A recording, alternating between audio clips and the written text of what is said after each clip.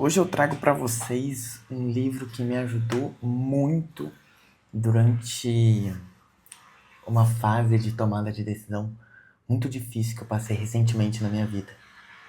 E espero que vocês não estejam ouvindo o barulho da furadeira, mas esse livro do Malcolm Gladwell, que é um dos meus autores favoritos, talvez o meu autor favorito de não ficção, ele fala sobre como muitas vezes a gente acha que tomar decisões ou tomar uma grande decisão envolve muita análise, muito raciocínio, muitos dados, esse tipo de coisa, enquanto talvez a gente devesse ouvir um pouco mais a nossa intuição para poder conseguir tomar algumas decisões que fazem mais sentido. Tudo bem?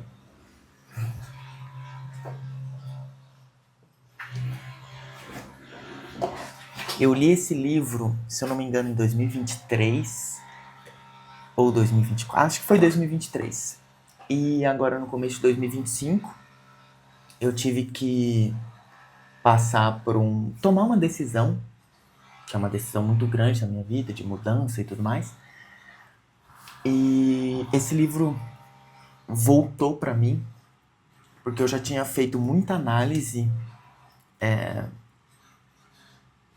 racional sobre o problema, sobre essa tomada de decisão, e eu não conseguia chegar no veredito.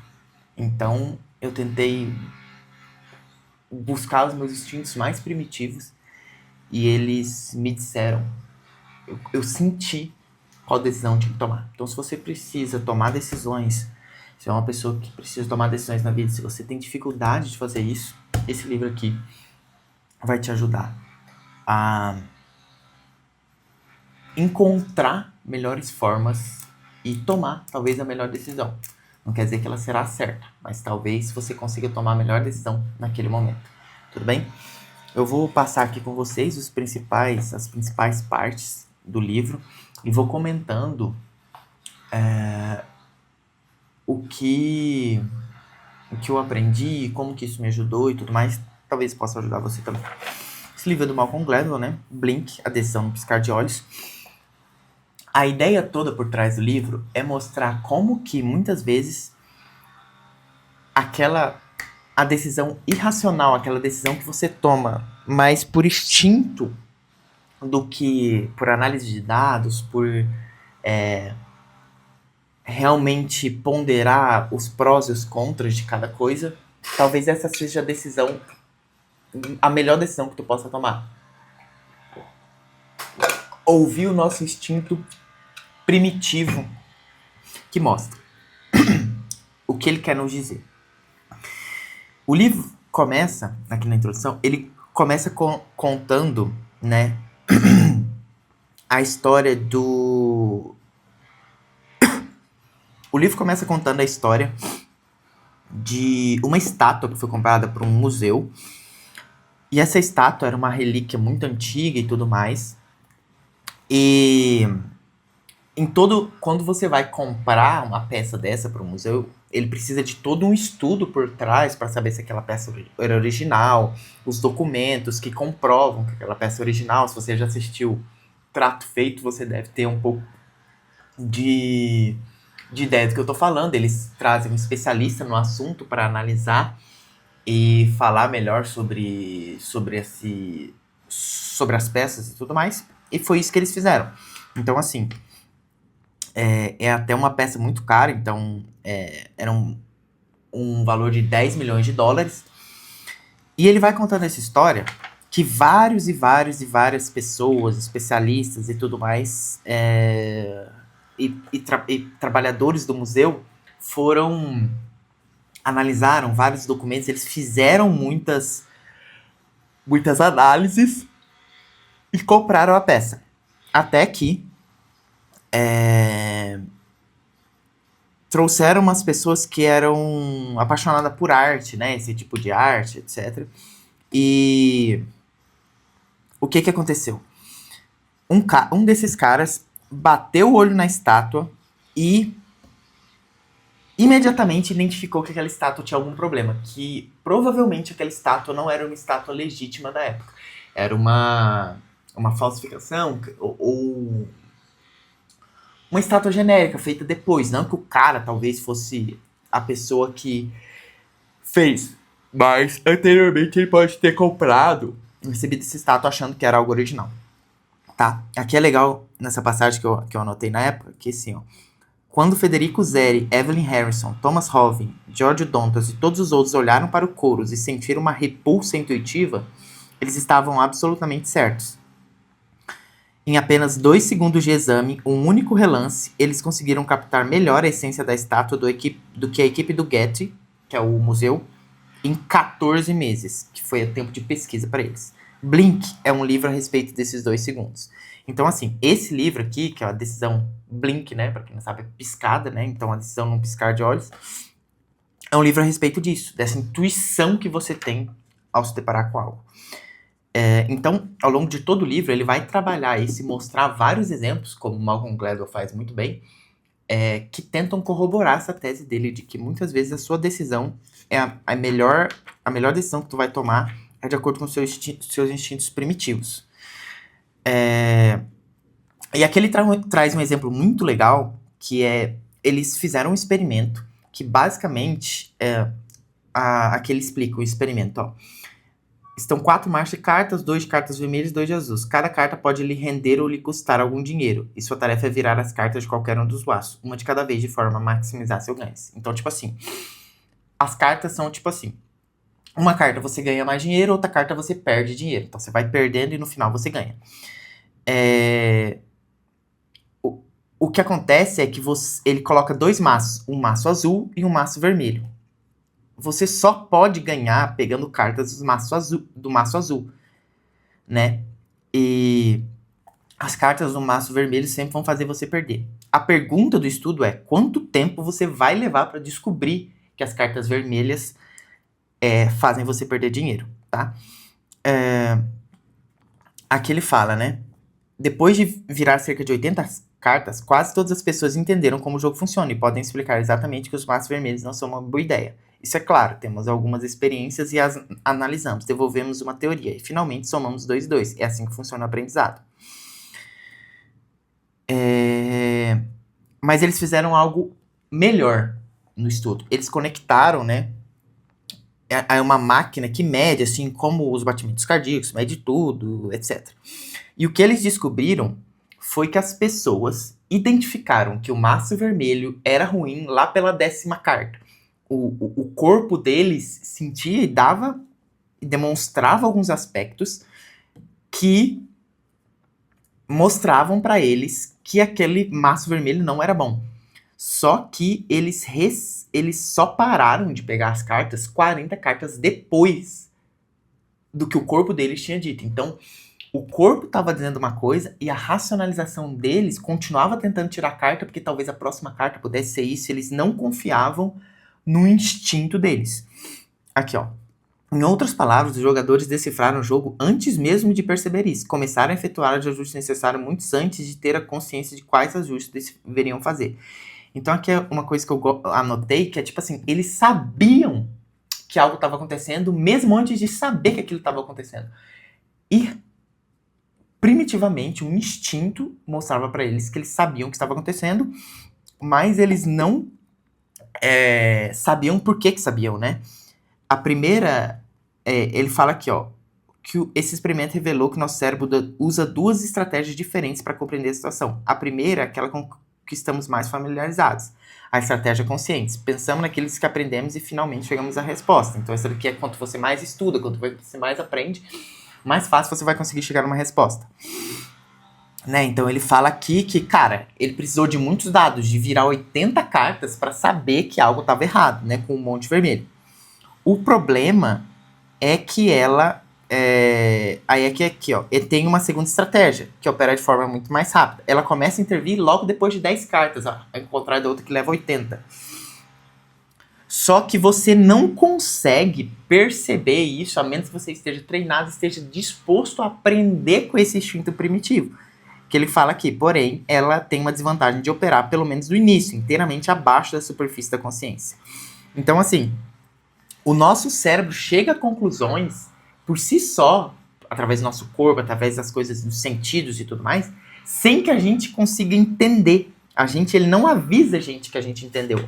Então é muito mesmo um instinto que é quase inexplicável, mas que a nossa evolução mostrou muitas vezes esse tipo de coisa. Então, talvez quando a gente estivesse lá na época de caçadores e coletores, se a gente tivesse passando perto de um lugar e sentisse a presença de um predador, mesmo que ele não estivesse fazendo barulho, mesmo que a gente não enxergasse esse predador, qual que era o sentimento? O sentimento estava mostrando algum indício de que tinha um predador ali. Só que, racionalmente, isso não faz sentido. É quase como um cheiro, uma coisa ali. Então, o nosso cérebro, ele não é bom. E a gente foi cada vez mais se distanciando com o aprendizado, com o estudo e tudo mais, desse instinto primitivo que a gente tinha, né? E aqui é uma coisa legal que ele fala, desse estudo, é que antes que tivessem qualquer pensamento consciente, sentiram algo, semelhante ao suor súbito nas palmas das mãos. Aqui ele diz, eles sabiam porque sabiam. Não, mas eles sabiam. Então, assim, você não faz ideia do porquê você sabe aquilo. É meio que uma decisão que você toma inconscientemente, sabe? Pra fazer algo. Você já deve ter visto alguma vez na vida aqueles vídeos das pessoas que elas se salvam por um triz. Parece que algo avisou elas e elas tomam um passo para frente, passam um caminhão, alguma coisa, um instinto primitivo delas fizeram elas agir e você nem percebeu. Quando um copo vai cair, sei lá, e você automaticamente puxa, aquilo é involuntário, você não pensou naquilo, mas você colocou a mão para impedir que o copo caísse no chão, certo? Então, assim, ele vai trazendo vários exemplos, eu vou passando alguns aqui para vocês. Cadê?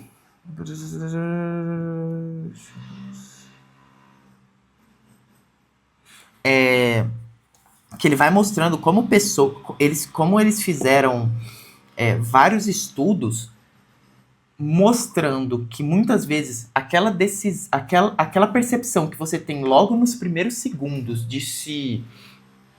que você bate o olho e vê alguma coisa ou vê alguém, geralmente essa percepção, mesmo depois que você conheça muito tempo uma pessoa, é a percepção que vai ficar. Então, a gente tem, claro, casos, sei lá, você conhece uma pessoa e de cara você não gosta dela, mas depois você conhece melhor e gosta.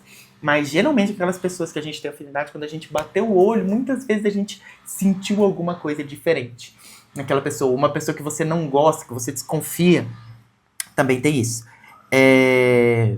E aí, aqui ele vai tocar naquele ponto dos peritos, né? Por que os peritos não sentiram a repulsa intuitiva durante os 14 meses em que estudaram a obra? A resposta a esse enigma é que os sentimentos desse tipo, por uma ou outra razão, estavam bloqueados.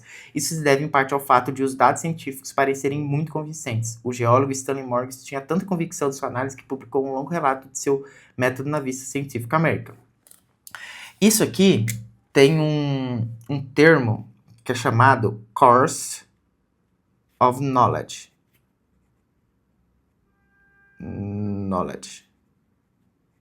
Ou, no português, maldição do conhecimento.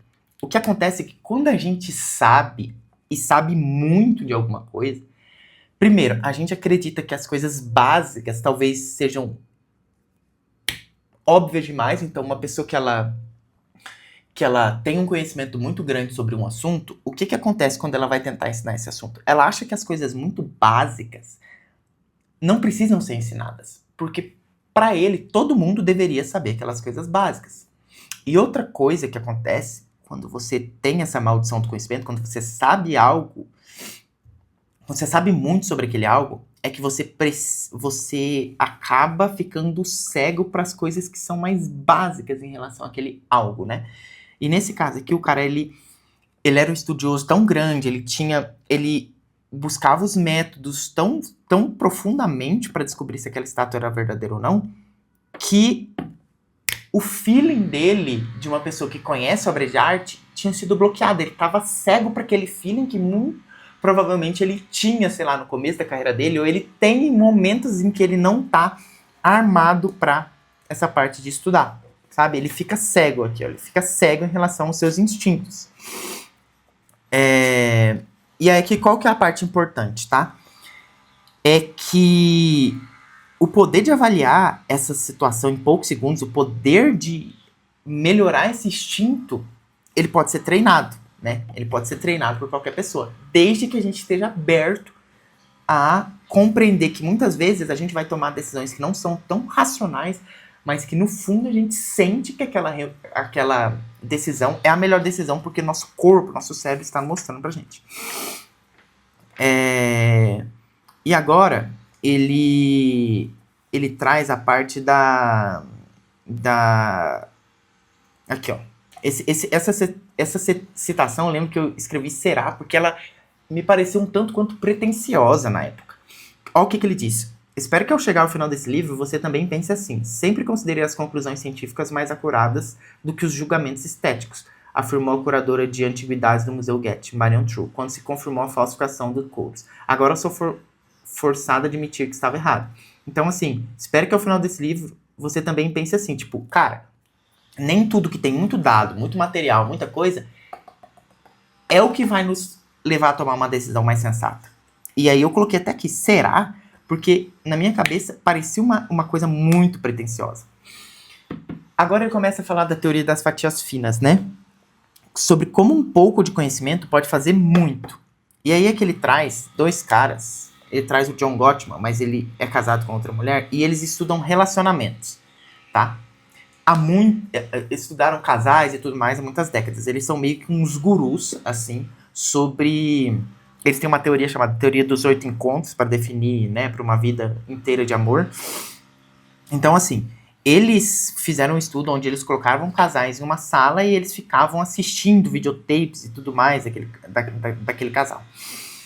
E o que o Malcolm Gladwell pontua aqui sobre eles, né, eles escreveram até essa coisa aqui, a matemática do casamento, né, é que a forma com que eles analisam as pessoas em poucos segundos, ou ali em questão de alguns minutos, eles conseguem acertar com uma exatidão absurda se aquelas pessoas vão ter um relacionamento saudável, se elas vão ficar juntas, se elas vão se divorciar, porque eles acompanharam esses casais durante muito tempo. Por quê? Porque algumas coisas que as pessoas fazem naquele momento pequeno que elas são deixadas a sós, e algumas sutilidades demonstram a forma com que aquela pessoa pensa ou se comporta em relação ao outro. Aqui, ó, por exemplo. Tabares Em outro estudo, observamos recém-casados, e o que costuma acontecer quando os casais se acabam se divorciando é que quando um parceiro pede crédito, o outro não o concede. E nos casais mais felizes, o cônjuge ouve e diz, você tem razão. Isso destaca. Quando você acena com a cabeça e diz, aham, ou sim, está indicando apoio. E aquela nunca faz isso, nenhuma única vez durante toda a sessão. E nenhum de nós havia percebido isso até fazermos a codificação. Então aqui, o que ele faz? Ele coloca um casal e o que eles perceberam? Que nesse tempo aqui, se uma pessoa ela sempre discorda da outra, mesmo que nos mínimos detalhes, aquela pessoa tem dificuldade, vai ter muita dificuldade, né, de concordar com o outro em coisas mais sensíveis da vida. Então, digamos que se essa pessoa ela sempre tá reativa, ela sempre tá dizendo não, e aí, sei lá, em um momento eles decidem se vão ter filhos ou não, essa pessoa aqui ela é muito irredutível. Mas isso já se apresentou numa fatia fina, que é isso que diz o capítulo, né? De poucos minutos que eles assistiram. Emoção negativa, enquanto precisa. Tá. E aqui ele vai contar uma história muito interessante quando ele vai falando dessas fatias finas. Que durante a Segunda Guerra, as pessoas, um país tentava interceptar o código Morse do outro, né? Então as pessoas usavam código Morse, só que esses códigos, eles eram codificados, né? Logicamente. Se você não assistiu, assista o filme ou leia, né, o livro, O Jogo da Imitação, que fala sobre a história do Alan Turing e como que eles inventaram um computador para decifrar, para quebrar o código dos alemães, que durava apenas 24 horas. Cada código durava 24 horas, então eles tinham que quebrar aquele código, porque no dia seguinte eles conseguiriam, com um novo código, de acordo com as palavras que eles descobriram, quebrar o próximo código. Então eles teriam acesso a toda a cadeia de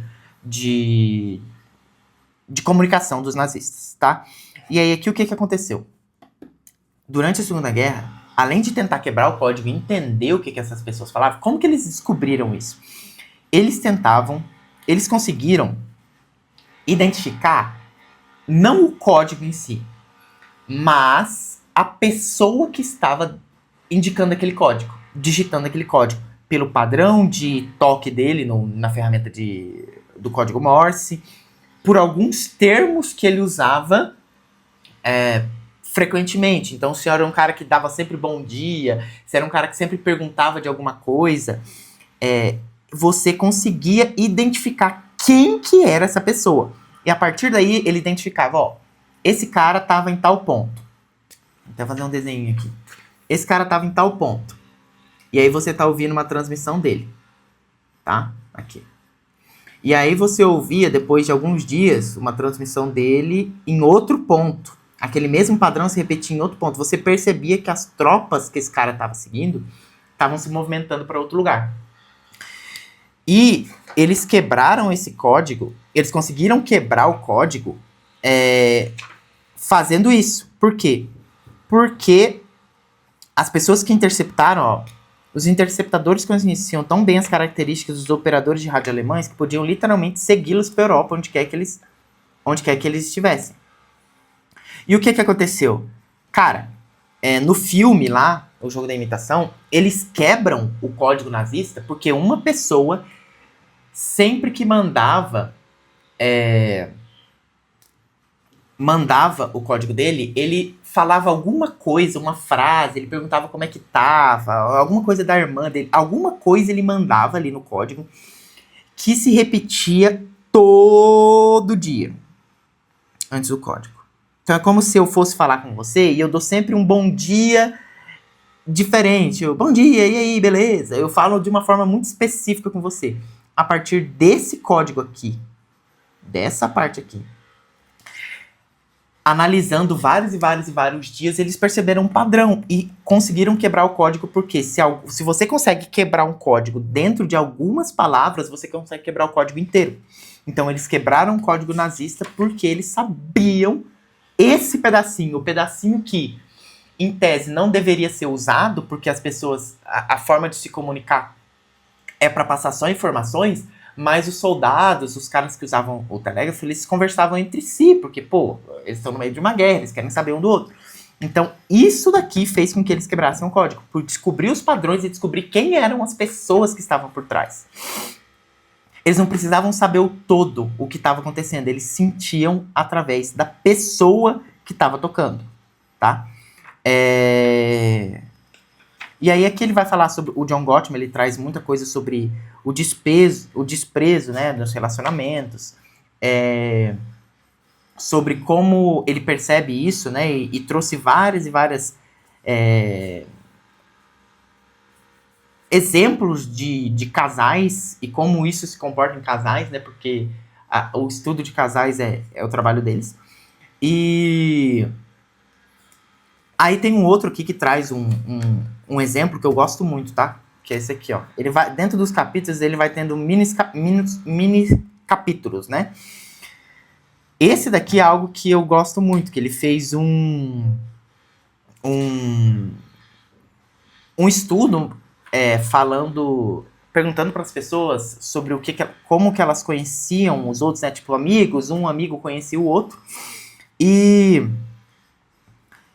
ele pergunta, tipo assim, você tá avaliando pra uma vaga de emprego, você vai perguntar pro meu amigo quais são as impressões, as coisas que ele tem de mim.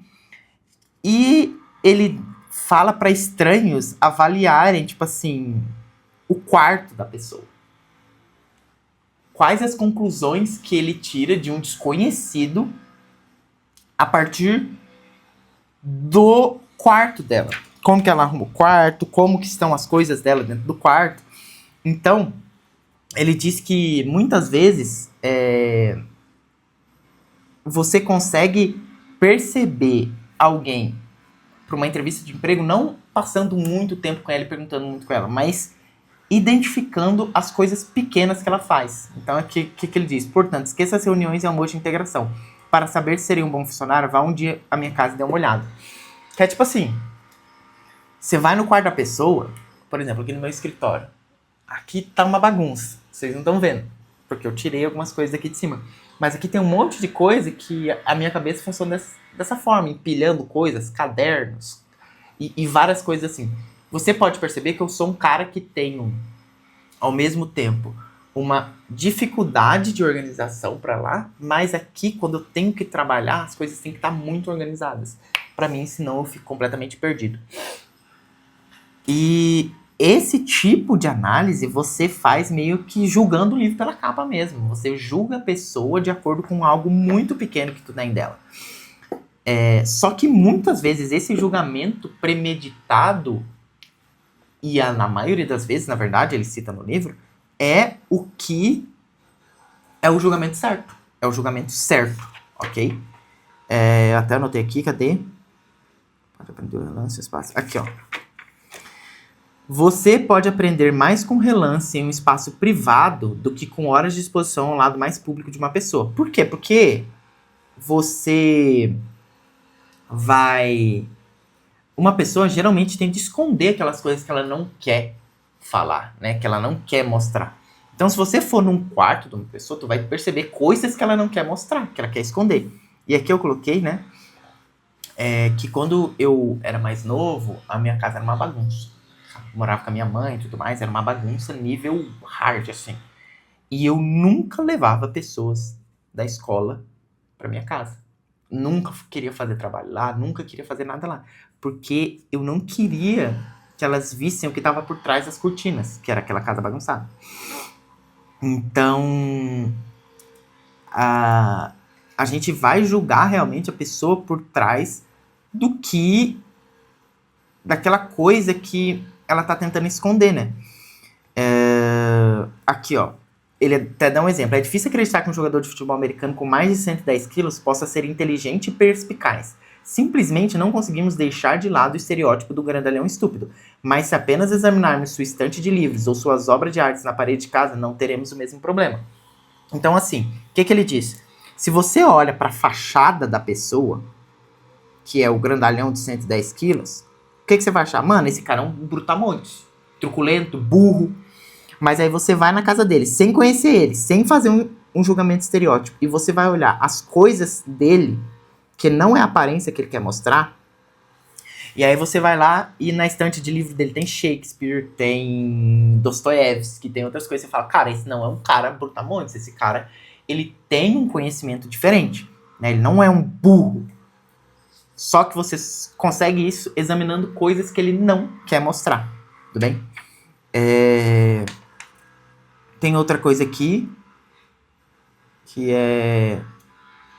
Ele fala sobre os médicos e como que os médicos são mais processados, não pelos erros médicos dele, mas por não ter dado atenção aos pacientes, né? Ele vai procurar um médico que não tratou ele bem, e não um médico que cometeu um erro no tratamento dele. O que mais aqui?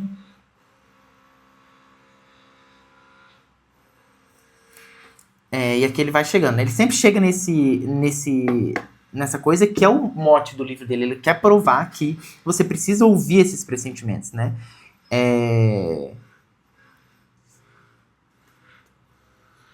Aqui, ó. Da próxima vez que você consultar o médico e ele começar a falar, se tiver a sensação de que ele não está ouvindo, de que ele está tratando com ar de superioridade ou desrespeitosamente, dê ouvidos a esse pressentimento. Significa que você fatiou fino o médico e o considerou falho. Recentemente, eu me mudei e eu tô procurando um médico especialista para poder ir atrás. E eu comecei a entrar no Doctoralha lá para ver as avaliações. E a maioria das avaliações são sobre o sentimento que a pessoa teve lá. Não é sobre o tratamento ou a perspicácia. Tem até um cara lá que ele fala que, tipo assim, o objetivo dele é... Ele vê as pessoas, passa é um médico que passa as receitas e tudo mais. E a maioria dos comentários é: ele não me dá atenção, ele não quer me ouvir, e tudo mais. Ele é um cara muito sério. Você vê que as pessoas não estão questionando a capacidade dele de resolver o problema delas, de receitar o remédio certo, mas a capacidade que ele não está ouvindo as pessoas, certo? Então, isso me chamou muita atenção nesses comentários, e o oposto também é válido. Os comentários mais positivos dos médicos geralmente são sobre a atenção que ele dá para as pessoas, beleza? Para avançar um pouco aqui, tá falando sobre a porta trancada, sobre as decisões instantâneas, né?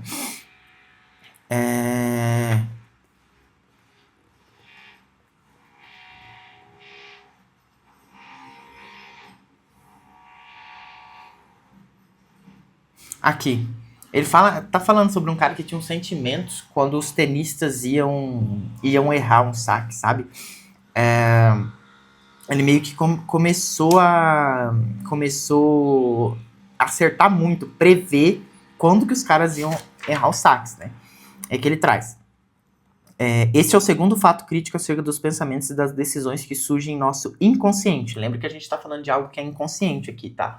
Não é algo que a gente efetivamente consiga decifrar imediatamente, né? Nosso corpo mostrando. Os julgamentos instantâneos são, em primeiro lugar, extremamente rápidos. Eles se baseiam nas fatias mais finas da experiência, mas também são inconscientes. Você faz sem perceber, é um feeling. Então, esse cara, ele começou a acertar muito quando as pessoas iam errar a bola, né? Iam errar um saque em tênis, de acordo com um pedaço muito pequeno, que era o movimento que as pessoas faziam com a raquete em cima da cabeça antes de sacar, tá? Esse movimento.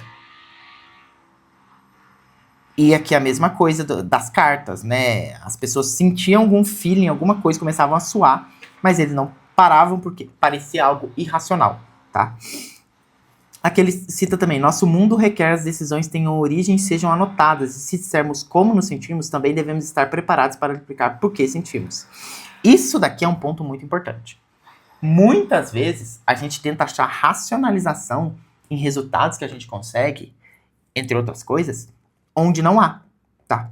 Então aqui, ó, era melhor consultar cientistas porque eles podiam fornecer páginas e páginas de documentação e corroborar suas soluções. Devemos respeitar o fato de que é possível saber sem saber, sem saber porque sabemos, e aceitar o fato de que às vezes esse é o melhor caminho para o sucesso. Então, na internet, por exemplo, eu trabalho com marketing digital e tudo mais, muitas vezes, todas as pessoas, na verdade, querem ter um método. Passo a passo. A passo. E eu vou te falar, muitas vezes, as pessoas que chegaram lá, elas não fazem ideia de como chegaram lá. Elas olham pra trás, ela tá aqui, o sucesso dela. Ela olha pra trás e tenta criar algo que seja um passo a passo pra quem tá aqui, chegar lá. Mas ela só consegue enxergar isso porque ela tá olhando em retrospecto. Ela não tá olhando pra frente, tá? Isso não quer dizer que ela não tenha mérito por saber disso. Mas muitas vezes ela lidou com sorte, ela lidou com algumas decisões que pareciam até mesmo irracionais na época que ela tomou. E tá tudo bem. Então, isso é inclusive muito bom para se falar, porque muitas vezes você quer atingir um objetivo, você quer conquistar algo e você quer um passo a passo. Você quer algo que esteja ali. Eu vou do A pro B, pro C, pro D, pro E. Assim, né? Cara, mas muitas vezes você vai pro A, pro C, pro B, pro C, pro B, para chegar no E. Porque as coisas não funcionam lineares. Elas só funcionam lineares quando você olha em retrospecto. Porque você fez esse caminho. Você olha de trás para frente. E o que eu tô querendo dizer aqui para você? É que esse passo a passo não é o mais importante. O mais importante é você saber o que você quer, onde você tá e onde você quer chegar. Porque esse meio do caminho é uma turbulência absurda. Vamos falar de avião aqui, né? O cara tá indo do ponto A pro ponto B. Cara, o avião pode ir reto. Ele pode ter que fazer curva, ele pode ter que subir e baixar, pode enfrentar turbulência aqui, ele pode ter que fazer uma arremetida para poder pousar, mas o objetivo é que todos chegam do ponto A pro ponto B. Como você vai chegar lá é muito diferente. Então, é muito diferente de uma pessoa para outra. Por isso que muitas vezes você sabe algo, mas você não sabe explicar o porquê sabe aquele algo, ok? Isso aqui é muito, por exemplo, pessoas que têm talento, né? Já que falou de jogadores de tênis. Jogadores de futebol, jogadores de basquete, os caras que são mais talentosos, por mais que eles treinem muito, né? A gente também não pode abdicar do que a pessoa evoluiu essa habilidade. Eles têm uma habilidade inata. Tem um cara agora, né? Que é o Lamine Yamal. Que ele tem 17 anos. E ele é um dos melhores jogadores do mundo de futebol. É praticamente impossível que ele tenha tido tempo para desenvolver todas as habilidades. Ele provavelmente só vai melhorar. Só que o que acontece? Ele veio com uma habilidade inata. Cara, tem coisas que ele faz que talvez você nem consiga explicar como que ele consegue fazer. Ele só pensa, age e faz. Se tentar explicar qual que foi o pensamento dele naquele exato momento de fazer o movimento, cara, ele não consegue explicar. É lógico que ele treinando, ele vai ficar melhor. Mas só o treinamento não basta. Se fosse assim, qualquer pereba pegaria e treinaria muito e viraria um jogador craque. Não é. É porque esses caras têm algo que é inconsciente. Algo que você não consegue explicar. Tudo bem? Aqui, o que mais? Aqui, ó.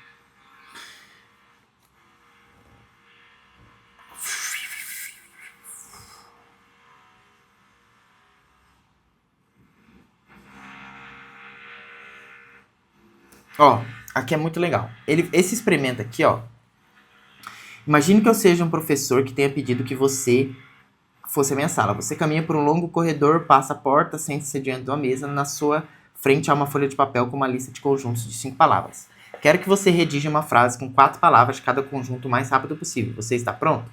Então, assim, que com 4 palavras de cada conjunto. Então, se você olhar aqui, ó, ele estava preocupado, ela sempre. Da ação Flórida, laranjas, temperatura. Bola a jogue e atirar silenciosamente. Sapatos dão substituir velho os. Ele observa ocasionalmente pessoas vigiam. Então, assim, um teste bem direto, certo? Na verdade, não. Depois de terminar, acredito não. Você teria deixado a minha sala e voltado ao corredor mais devagar do que quando percorreu na ida. Com o teste, afetei o seu comportamento. Como? Bem, dê uma olhada nas palavras outra vez. Preocupado, Flórida, velho, sozinho, cinzento, bingo, enrugar. Você deve ter pensado que eu lhe dara apenas um teste de linguagem, mas na verdade eu também estava fazendo um grande computador de seu cérebro e seu inconsciente adaptável. Pensar no fato de envelhecer. Seu inconsciente não informou o restante do cérebro a respeito da sua obsessão repentina acerca desta questão, mas levou tão a sério toda essa conversa de velhice que quando terminou o teste, caminhou pelo corredor, você agiu como um velho, andando lentamente. Esse teste aqui é citado no livro Rápido e Devagar, do Daniel Kahneman. E qual que é a questão disso daqui, tá? Ele fez esse teste e aí ele mostrou que quando você colocava palavras que tinham a ver com velhice, as pessoas se comportavam de uma forma diferente na saída do teste do que quando você colocava coisas com jovialidade, né? O que é muito louco, porque, tipo, você não mandou ela fazer nada, mas as palavras que estavam no seu inconsciente fizeram com que você agisse como uma pessoa velha, né? E aí é que eles fizeram um outro teste, onde eles colocaram as pessoas com algumas palavras rudes, certo? Enquanto outras pessoas com as palavras polidas, né? Palavras que não eram rudes. E o que acontecia? Eles mandavam a pessoa para uma outra sala para poder pegar o resultado do teste, alguma coisa assim. E o que acontecia? As pessoas que eram treinadas com as palavras rudes, elas basicamente interrompiam mais o professor, porque o professor, o professor que estava participando do experimento, ele ia ficar quieto sem dar atenção pra pessoa. As pessoas que foram treinadas para serem polidas, elas não interromperam o professor. O professor, depois de 10 minutos que ele parou ali, que era o tempo que ele tinha dado, aí que ele foi falar, e 82% das pessoas não interromperam ele. Enquanto as outras que eram treinadas com as palavras rudes, interromperam o professor, ok? Então, essa preparação, ele ressalta aqui que não é uma lavagem cerebral, né? Tipo assim, ele não consegue fazer com que as pessoas revelem detalhes da infância dela. Mas, ele consegue fazer com que as pessoas tomem algumas ações de acordo com o que foi feito anteriormente, certo? Tem um outro exemplo, eu não sei se está nesse livro dele, mas que eles falam para as pessoas, eles, na verdade, tipo assim, eles dão uma oportunidade da pessoa trapacear no teste. E eles colocam a pessoa para ler um texto, né? E esse texto meio que incita a pessoa a trapacear. E o outro texto incita a pessoa a ser correta. E aí, na hora de responder uma prova de múltipla escolha lá, eles colocam uma pessoa que é um infiltrado que viu o gabarito. E aí ele conversa com você do lado, como se ele fosse um amigo, falando, cara, vamos trapacear ali, ó, tem as respostas ali. Se a gente responder mais certo, a gente ganha mais dinheiro. Geralmente, nesses testes, tem um incentivo financeiro para que as pessoas consigam fazer, para conseguir ter um resultado mais assertivo. E as pessoas que leram um texto sobre trapacearam muito mais que as pessoas que leram um texto sobre serem corretas. E aí você pode pensar, pô, mas talvez essas pessoas sejam melhores. Isso aqui é um teste aleatório, tá? As pessoas que eles dividem é escolhida de forma aleatória. E esse daqui ficou muito acima em questão de não trapaceado que esse. Não é uma diferença pequena.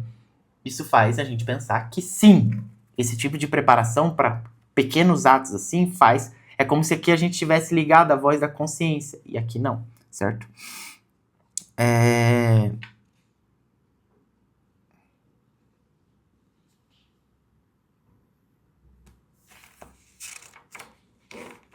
E aqui, cara, tem até um ponto nesse daqui que é bem sensível, que nesse outro teste ele faz os estudantes negros serem lembrados da raça deles. E muitos deles tiveram um desempenho pior, né? Eles dividiram ali a mesma coisa, desempenho pior quando são lembrados da raça. Porque talvez eles se encaixem, eles próprios, por tudo que passaram na vida e tudo mais, formem estereótipos de si mesmo que não são capazes de fazer o teste que eles passam, tudo bem? Então, assim, ó, ele cita, os resultados desses experimentos são, obviamente, bastante perturbadores. Eles sugerem que aquilo que pensamos ser livre-arbítrio é, em grande parte, ilusão. Na maior parte do tempo, operamos no piloto automático. E a maneira como pensamos e agimos, e até que ponto pensamos e agimos premidos pelas circunstâncias. É muito mais suscetível do que as influências externas. Então, aqui ele fala bastante sobre essa questão de você conseguir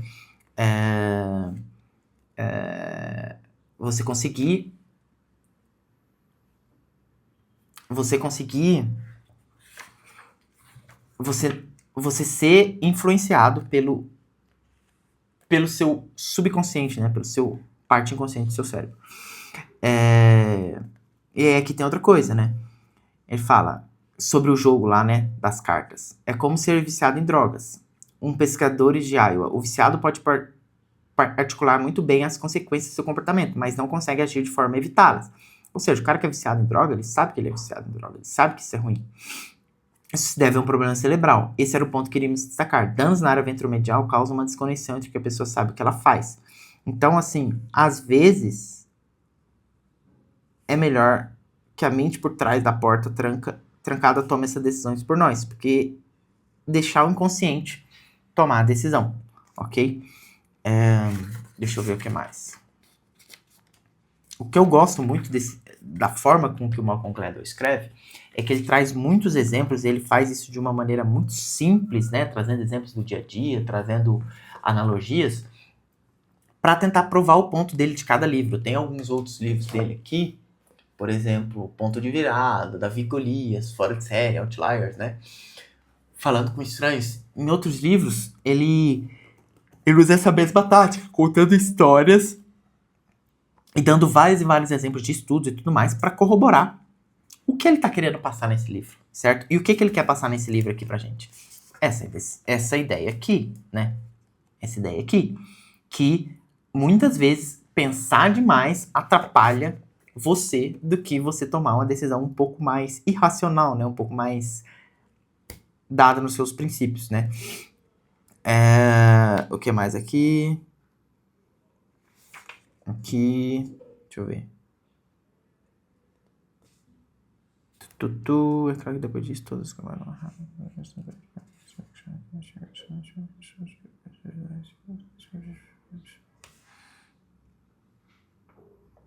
Aqui é um outro experimento bacana, que eles dão um problema pra pessoa e aí eles dividem as pessoas em grupo.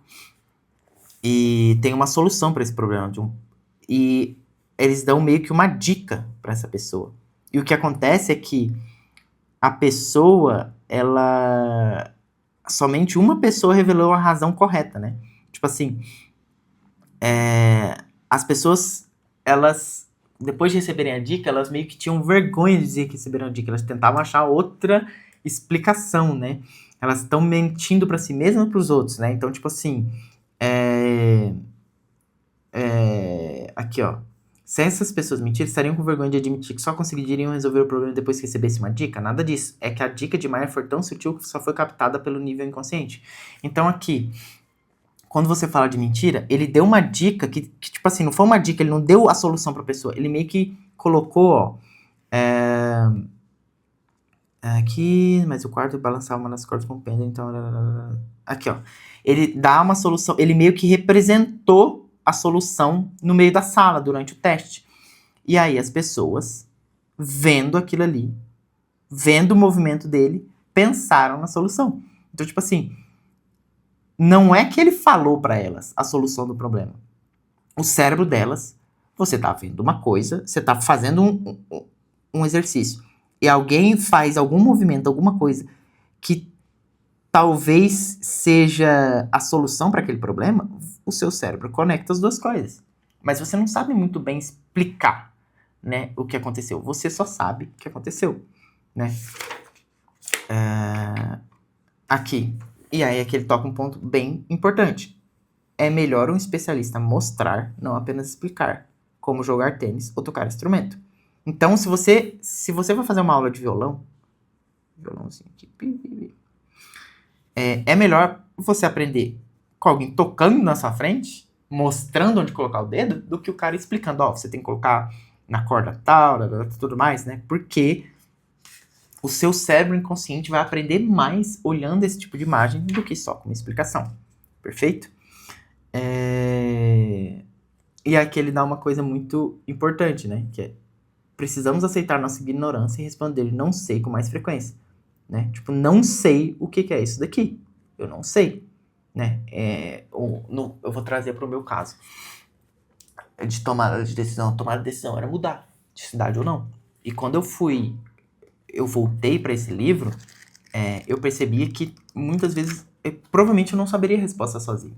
Assim, se eu fosse fazendo contas, fazendo planejamento e tudo mais, talvez eu não chegasse na resposta e eu ficasse sem tomar uma decisão, que também é tomar uma decisão, mas eu não estava tranquilo de tomar aquela decisão, enquanto eu fui tentar ir pro lado racional, tá?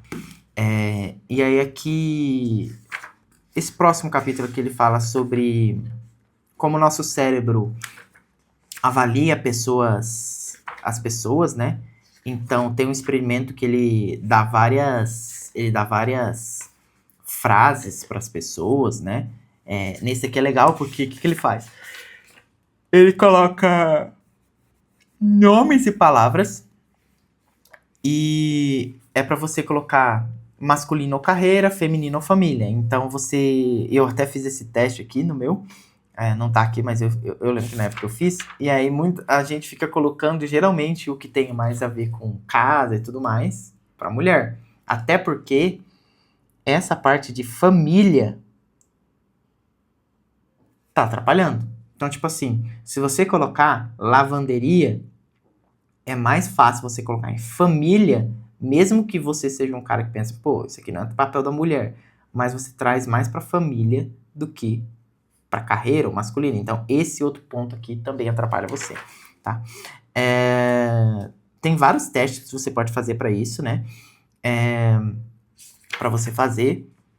E aí aqui, o que que ele coloca? Ele coloca uma dicotomia. Então, ele coloca europeu, americano ou mal. Questão de ser mal, tá? E aqui ele coloca afro-americano ou bom. Então, você precisa colocar essa palavra, por exemplo, ferir em algum desses outros pontos. E o que que ele descobriu, logicamente? Que as pessoas tendiam a colocar as palavras ruins, ferir, maldade, pro afro-americano. Mesmo que aqui estivesse o bom e aqui estivesse o mal. Porque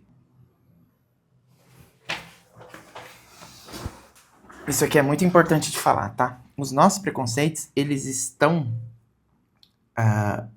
dentro do nosso subconsciente. A não ser que a pessoa seja um merda, né? Geralmente os nossos preconceitos estão dentro do subconsciente. Então, vou dar um exemplo aqui, tá? Que, sei lá, você tá numa rua à noite e aí você tem a opção de ir para um lugar onde tá uma pessoa negra, de capuz, moletom, tudo fechado, ou uma pessoa branca, de terno e tudo mais. O nosso preconceito tá aqui, ó, no subconsciente. A gente vai pensar, esse cara aqui vai me roubar, tá? E esse vai me proteger, sei lá. Ou não vai fazer nada. Mas é porque você tem que tomar uma decisão muito rápida. E o seu subconsciente vai ativar o lado mais primitivo dele, que é a parte do preconceito. O preconceito, ele não tá na racionalização. Se você tivesse 1 hora para conversar com esse cara, ou com esse, ou se você tivesse muito tempo para pensar, provavelmente você entenderia que você pode ir por qualquer canto, que nenhum dos dois tá ali para fazer nada. Muitas vezes, tem até uma sketch do Porta dos Fundos que é muito boa, que tem 2 caras indo um de frente pro outro, e os dois estão pensando que um vai assaltar o outro, vai fazer mal com o outro. E eles passam por si, assim, e nenhum dos dois fez nada, porque os dois estão com medo um do outro, né? Então, mas o preconceito, ele mora dentro do nosso subconsciente. E aí, aqui tem vários resultados do teste, né? Como eles mostram que os afro-americanos receberam mais essa pecha de pessoa ruim, mesmo que do lado deles estivesse o bom, né?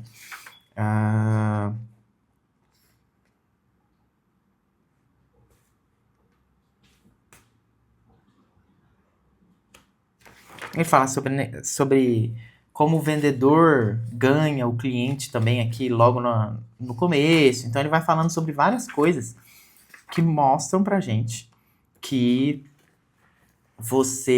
as decisões imediatas, a menor parte do nosso pensamento, a parte que tá no inconsciente,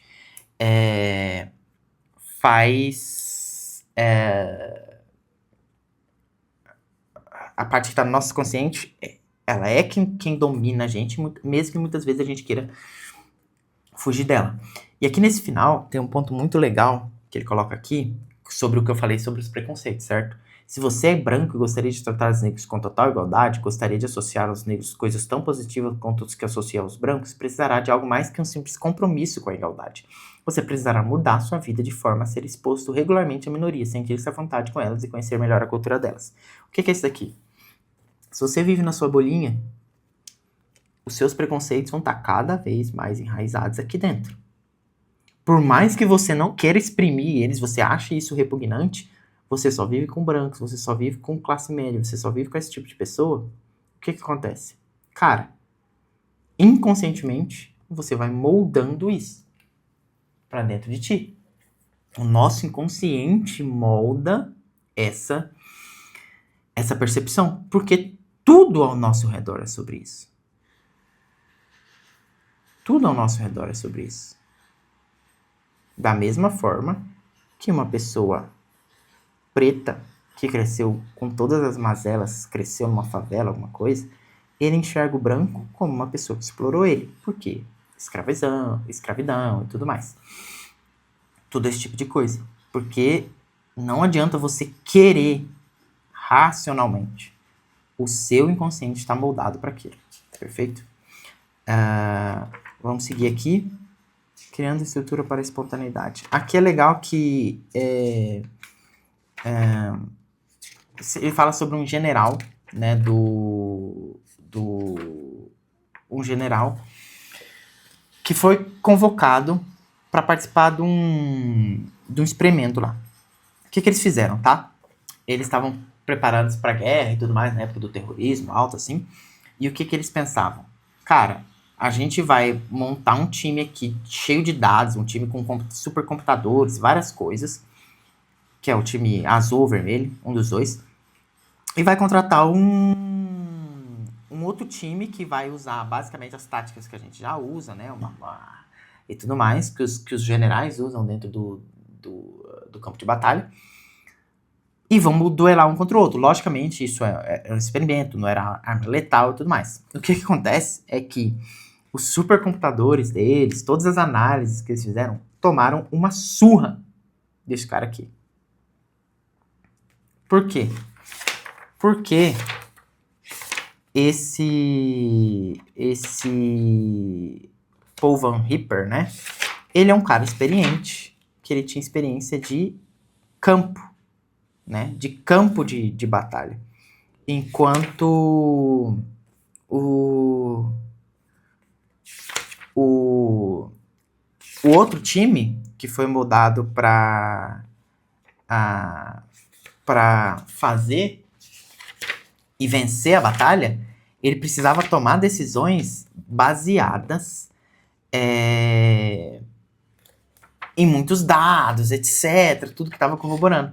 E eles perdiam o que muitas vezes é necessário para você tomar uma decisão imediata num campo de batalha, numa batalha, em alguma coisa que é de vida ou morte, que é o seguinte: você não tem tempo. E aqui, eu trago aqui para vocês. Qual que é a importância para decisões, esse tipo de decisões, né? É a fadiga de decisão. Você precisa facilitar a decisão. E muitas vezes esse feeling, esse tipo de coisa, facilita a decisão. Se tiver opções demais e for obrigado a considerar por mais tempo do que o consciente deseja, você fica paralisado. Julgamentos instantâneos podem ser feitos no estalar de dedos, porque são frugais. E se quisermos protegê-lo, devemos tomar providências para preservar ao máximo essa frugalidade. Quer um exemplo? Digamos que você quer viajar. O que a gente geralmente faz quando vai viajar? A gente escolhe o lugar que vai viajar. E dentro desse lugar, a gente escolhe os lugares que a gente quer ir lá. Agora pensa comigo. Imagine se para viajar, a gente fosse ponderar todas as cidades e lugares que a gente quer conhecer para conhecer esses lugares. Se a gente fizesse uma inversão aqui, fosse ponderar, eu quero viajar. Eu vou selecionar todos os lugares, parques, né? Lugares. Eu vou selecionar todos os lugares, parques de todas as cidades e eu vou ponderar entre todos esses daqui qual é a cidade que mais tem benefício para eu poder viajar. Imagina que loucura seria isso. Imagina a dificuldade de se tomar uma decisão quando você tem opções demais. A mesma coisa foi comigo. Eu tinha uma opção, ficar onde eu estava ou mudar para outro lugar. Se eu tivesse a opção de ficar onde eu estava, mudar para outro lugar, ou para outro lugar, mudar de país, sei lá, fazer qualquer coisa. Cara, eu tinha uma decisão para tomar. Ou fico, ou saio. Se eu tivesse vários lugares, decidi que vou sair. Sair para onde? Onde é melhor? O que eu vou fazer? Cara, isso atrapalha demais. Então, muitas vezes, ter dados demais, ter coisas demais para analisar, te atrapalha. quando falamos sobre tomar de decisões analítica versus intuitiva, nenhuma das duas é boa ou má. O problema que acontece é que quando você as usa em circunstâncias inadequadas. Então, assim, ele dá até o exemplo aqui que eu falei para vocês. Vamos supor que uma companhia de fuzileiros esteja mobilizada pelo fogo de metralhadores. Então, o comandante convoca seus homens e diz: precisamos recorrer ao Estado-Maior para que eles tomem algumas decisões. Isso é loucura. Ele deve tomar uma decisão ali mesmo, executá-la e seguir em frente. Imagina se o cara tá lá, tomando tiro de metralhadora. E aí ele vai ter que chamar o time lá, que estuda os dados, que vê os computadores e tudo mais, para dizer para ele que ele vai precisar correr ou não, que vai precisar atirar em resposta ou não. Então, aqui ele dá um exemplo muito bom. Se você se envolver demais na produção de informações, irá se afogar em dados. Cara, muito real. Muitas vezes você tem tanta coisa para tomar decisão que tu fica completamente perdido. Eu garanto que quando você abre o iFood, porque isso acontece comigo,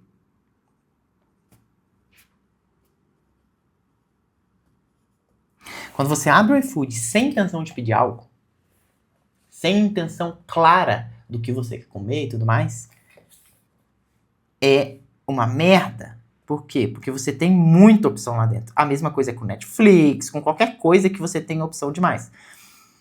E até mesmo quando você abre sabendo o que quer pedir no iFood, é difícil. Por isso que muitas vezes você dá a volta e acaba pedindo sempre no mesmo restaurante. Então aqui talvez a ideia seja, cara, eu vou pedir iFood, eu quero pedir pizza. E eu já sei que tem uma pizzaria que é melhor.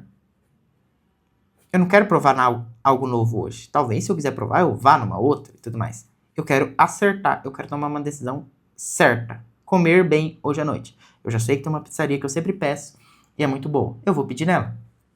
Da mesma forma que eu, por exemplo, não abro, porque das últimas vezes que aconteceu, a gente não saiu do lugar.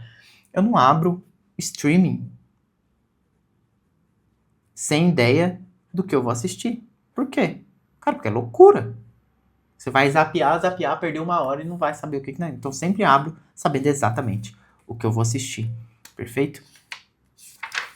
Ter opções demais, ter dados demais te atrapalha. Tudo bem? Então, esse capítulo aqui ele fala muito isso, sobre como que a intuição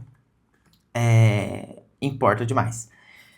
Nesse capítulo, ele vai falar sobre a história do Kenna, que é um cantor, depois eu fui até pesquisar sobre ele, um cantor, um cara, um músico muito talentoso, que todos os especialistas em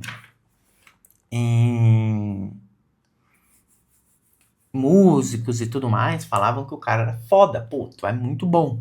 Tu é muito bom.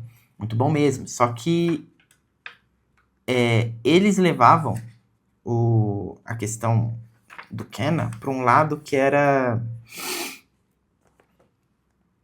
Eles achavam que por essa qualidade, esse tipo de coisa, que os avalistas de músico têm, né, pelos artistas, que achavam que esse cara aqui era muito foda, porque ele tinha uma técnica, né, as bases, os fundamentos perfeitos. Qual que é o problema do Kenna? Ele não era comerciável, né? Então, assim, ele podia ser perfeito, mas as pessoas talvez não gostassem dele, né? O público, em geral, não gostaria dele. Então, ele fala aqui, então, quando os profissionais de marketing pedem para consumidores escrever suas reações a algumas coisas, se gostaram de uma canção que acabou de tocar, um filme que acabaram de assistir, ou de um discurso, um político que acabaram de ouvir, até que ponto pode se confiar nessas respostas? Geralmente, as pessoas podem estar sendo influenciadas, né? E qual que seria o teste melhor pro Kenna aqui? Cara, coloca ele para tocar. Ao invés de fazer um monte de pesquisa, colocar um monte de especialista para ouvir os discos deles, as músicas dele, coloca ele para tocar, ver se isso faz sucesso. Inclusive, hoje em dia, a pessoa geralmente lança sozinha na internet. E a partir do sucesso dela, é que ela recebe um contrato com uma gravadora. Por quê? Porque a gravadora já fez o teste. de que essa pessoa tem potencial de mercado, certo? Aqui também vai falar sobre o experimento da Pepsi, né?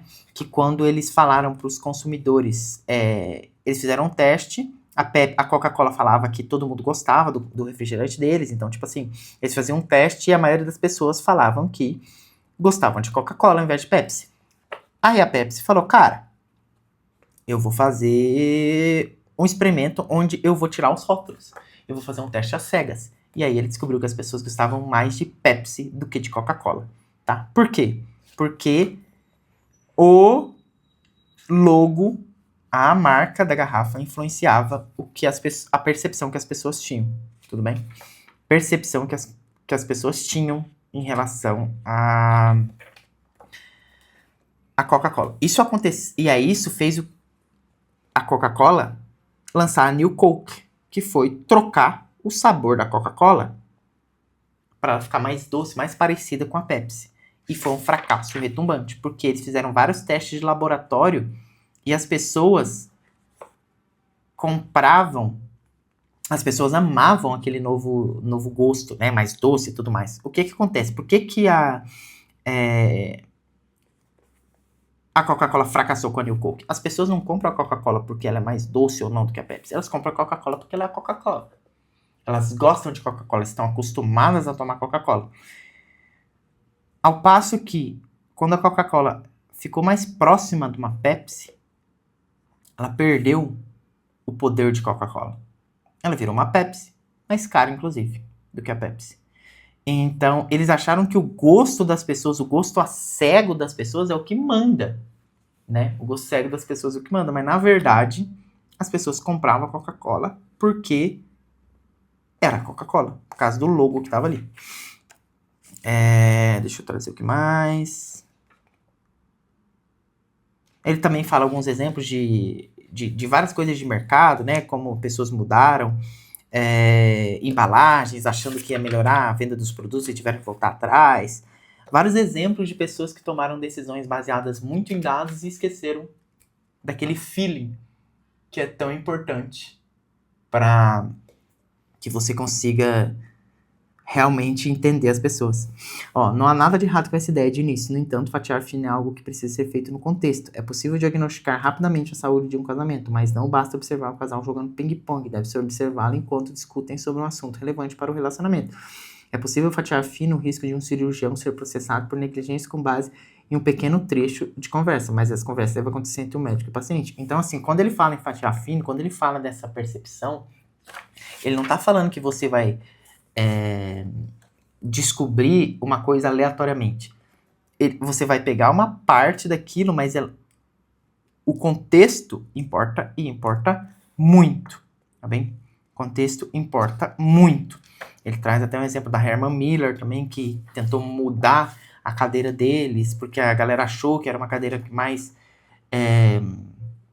era mais confortável e não sei o que lá e tudo mais, e acabou sendo outro fracasso retumbante, né? Cadê?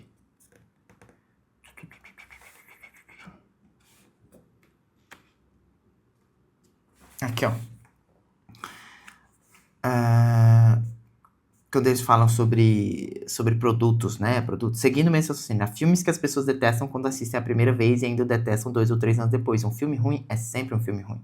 O problema é que, enterradas entre as coisas que detestamos, existe uma classe de produtos que está ali somente porque os consideramos estranhos. Eles nos deixam nervosos, são diferentes o suficiente para que demoremos a compreender que de fato gostamos deles.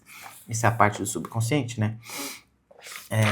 Então ele fala, no desenvolvimento de produtos, você fica tão imerso no próprio trabalho que é difícil levar em conta que os clientes com quem você tem contato passam pouco tempo com o seu produto. Então você conhece demais. A mesma coisa, a maldição do conhecimento. Você conhece demais enquanto as pessoas conhecem de menos, né? E é que ele dá um exemplo muito bom de pessoas que trabalham com comida, né? Provando gosto e tudo mais, né? Fala sobre esse tipo de coisa. E aí ele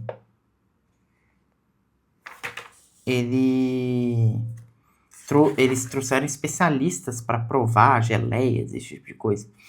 E o especialista, ele vai ter uma visão de especialista, igual o cara da estátua lá. Ele não vai ter uma visão de cliente. Muitas vezes, não é o melhor gosto que vai vencer, ok? O que mais que ele traz?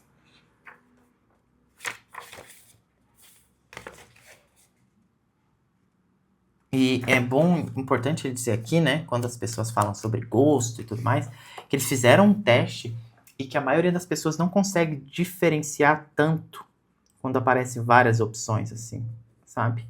Elas não conseguem diferenciar uma coisa da outra. Elas conseguem dizer qual que elas mais gostaram e qual que elas menos gostaram. Mas colocar isso numa linha de 1 a 5 é muito mais difícil, tá? Então, porque a maioria das pessoas não vai ter essa sensibilidade, etc., que você acha que precisa ter para criar uma comida super, super absurda. Aqui ele vai também dar um caso sobre uma pessoa que morreu, né? Que o cara foi... A polícia matou ele, tudo bem, o policial acabou matando ele não estava armado, mas o policial teve que tomar uma decisão de um cara sacando uma carteira, sacando alguma coisa dentro de um apartamento, no meio de um tiroteio, alguma coisa assim, tá? E o policial acabou atirando no cara. Aqui o que ele tenta trazer é que, por mais que o cara tenha errado, ele teve que tomar a decisão dentro de 7 segundos. E quando a gente fala sobre esse tipo de coisa, essas catástrofes, essas coisas que acontecem, por exemplo, avião, né? Vamos voltar pro avião. Avião, que é algo que... Nossa, que avião feio. Avião, que é algo que ultimamente eu tenho pensado mais. Cara, para evitar um acidente, se a gente lembrar daquele acidente da TAM, em 2007, eles tiveram entre o toque na pista e a batida lá no prédio, se eu não me engano, 13 segundos. Esse tempo, você não consegue racionalizar nesse tempo. Ok? Por isso que os pilotos são treinados para ter instintos reativos e tomar ações rápidas a partir de muito pouca coisa. Ok?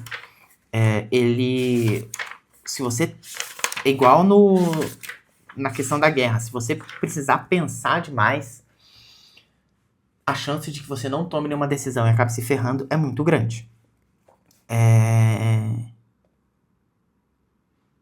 E aí aqui tem até um outro exemplo que ele dá, né, sobre o subconsciente, que fizeram um experimento onde as pessoas faziam um monte de caretas e expressões sérias, expressões tristes, enquanto outras pessoas faziam expressões felizes. E o que acontece é que muitas vezes o nosso sentimento é demonstrado no nosso rosto, mas às vezes o nosso rosto molda o nosso sentimento. Se você é um cara que tá sempre carrancudo, sempre cara fechada, a chance de que você fique realmente triste, fique realmente fechado, é maior do que se você for um cara que sorri mais. Então, às vezes a gente pensa de um lado só, né? A gente tá triste, cara de triste. Mas às vezes a cara de triste vai fazer a gente ficar triste. Esse experimento que ele traz aqui. E aí aqui é muito importante dizer que muita coisa aqui pode parecer loucura, né? Pode ser difícil acreditar nessas constatações, já que entendemos que primeiro experimentamos uma emoção para então expressá-la. Ou não, pensamos no rosto como resíduo da emoção, porém essa pesquisa mostrou que esse processo também funciona na direção oposta. A emoção pode começar no rosto. O rosto não é apenas um quadro de avisos secundários para os nossos sentimentos internos. É um parceiro de igual valor no processo emocional. Então o que você demonstra no seu rosto muitas vezes pode moldar a forma com que você está se sentindo. Ok, aqui a diferença na certificação, porque você consegue licenciar nessa escola de identificar uma lista de bagagem de aeroporto. Exatamente. Ele fala como nosso cérebro é bom em reconhecer rostos, esse tipo de coisa, e tem muita dificuldade de reconhecer objetos, né?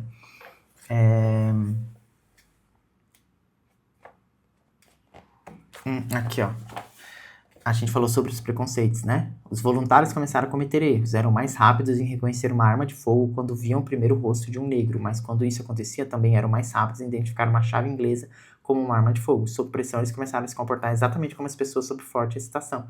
Deixaram de confiar nas evidências reais de seus instintos e regrediram ao sistema rígido e inflexível, um estereótipo.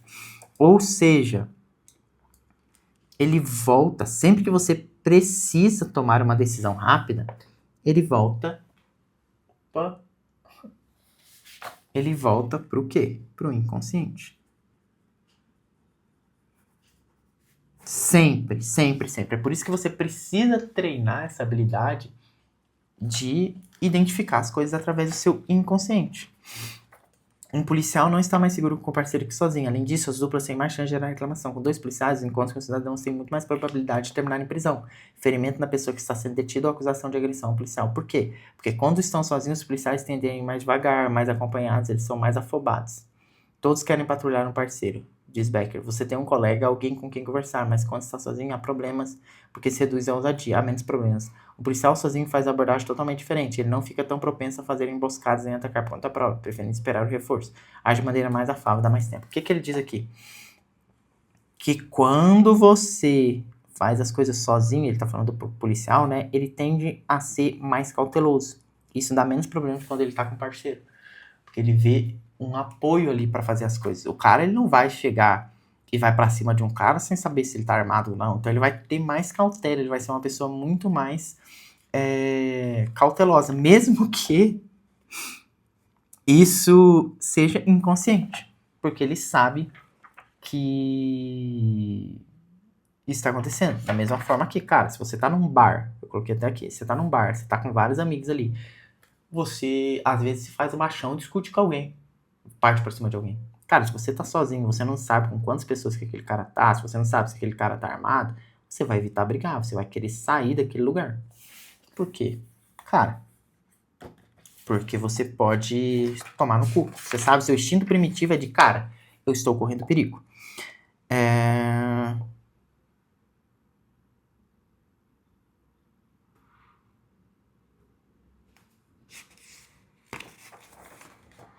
Que mais?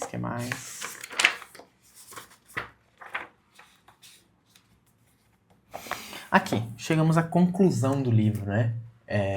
O que esse livro realmente quer dizer pra gente, certo? Que o nosso subconsciente, o nosso inconsciente, os instintos primitivos, a gente precisa aprender a lidar com eles. A gente precisa aprender a treinar essa ferramenta para tomar melhores decisões e não sempre esperar a maior parte, mais dados, mais convicções e tudo mais, estudar mais sobre o assunto para saber. E aqui ele vai dar um exemplo, tá? De admissão de músicas para orquestra filarmônica, acho que da Filadélfia. Alguma coisa assim. Ou alguma da Europa, tá? De Munique, aqui, tá? O que acontecia nas audições? A pessoa entrava e ela tocava na frente dos jurados. Qual que era o problema disso daqui? Poucas mulheres ou pessoas diferentes do que já tinham na orquestra eram aprovadas. Por quê? Porque por mais que a pessoa que estivesse avaliando gostasse do som, ela tinha preconceito com a pessoa que estava tocando o som. Então, isso começou tudo quando uma pessoa, essa mulher aqui, foi tentar ser o primeiro trombone e as pessoas, ela foi rejeitada por não ser um homem, porque ela precisava de um homem, porque é um instrumento grande, um instrumento pesado, um instrumento que precisa de muito fôlego, e a orquestra não aceitou ela. Então ela entrou com um processo, ela fez toda uma parte lá, e o que ela conseguiu? O direito de ter uma audição com outras pessoas e tudo mais. E qual foi a revolução que essa pessoa criou, né? Hoje, quando vão fazer uma audição, tem um pano. A pessoa toca atrás de um pano e os jurados vêm aqui. Igual The Voice. Por quê? Porque as pessoas vão avaliar a música, o som que tá saindo. Tá? Eles vão avaliar o som que tá saindo. Que é o quê? O meu instinto primitivo, o meu instinto de inconsciente de dizer, cara, essa música é boa, isso daqui é bom. é bom. Essa pessoa sabe tocar. A música é boa. Eles vão avaliar a música e vão dissociar isso da pessoa. Enquanto, se não tivesse o pano, automaticamente elas olhariam para a pessoa. E aí elas começariam a tomar decisões baseadas em coisas que elas acreditam, tentariam falar várias outras coisas, ao invés de atiçar esse instinto primitivo de apenas ouvir a música. Perfeito?